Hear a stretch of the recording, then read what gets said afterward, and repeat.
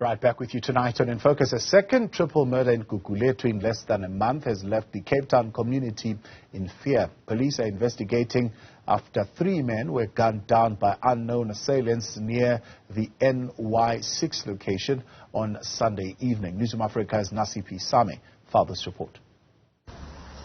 In less than a month, the community of Gugulethu is reeling from 2 separate mass shootings which have claimed the lives of 6 people.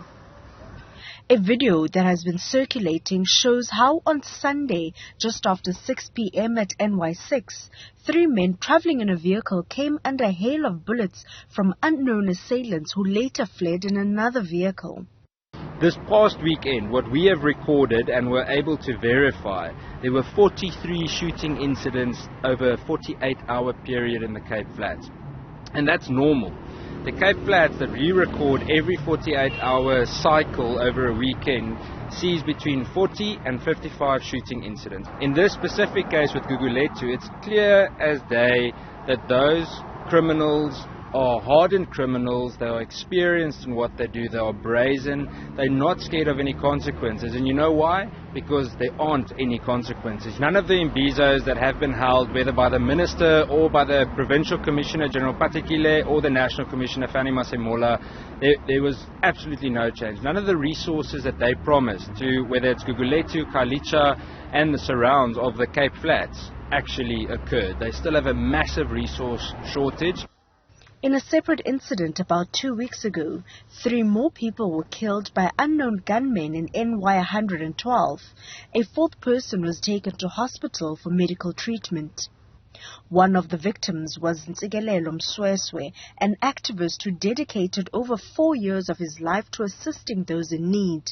He was later arrested on Thursday. He initiated a lot of community projects, so he was an amazing person, and so heartbreaking for him not to be here. We feel like he's been snatched from us. He had a lot to give, and he had a lot of life. He was someone that was very bubbly. He had a lot of energy. Even through his struggles, he would come to work with a lot of upbeat. Once he had his kids, his 2 twins, he wanted to be a role model for his children. So hence he did a lot of things, trying to change the community into what the future that his daughters could live in.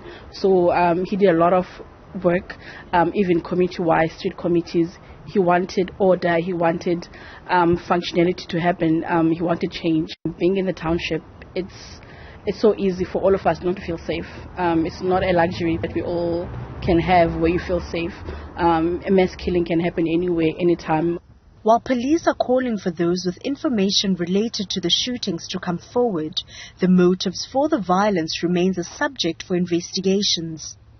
Action Society's Ian Cameron believes drastic steps need to be taken to quell the ongoing violence in the Cape Flats. I honestly think that if the Minister of Police, most of his office, and the senior police management isn't replaced, a proper skills audit done, tested in terms of polygraphs and other investigations for previous criminal and corrupt involvement, then we can't expect something to change. We need a national level change. Police are yet to make arrests in connection with the 2 triple murders. Now, families and friends are left to pick up the pieces. For Newzroom Afrika on Channel 405, I'm Nasiphi Same in Gugulethu.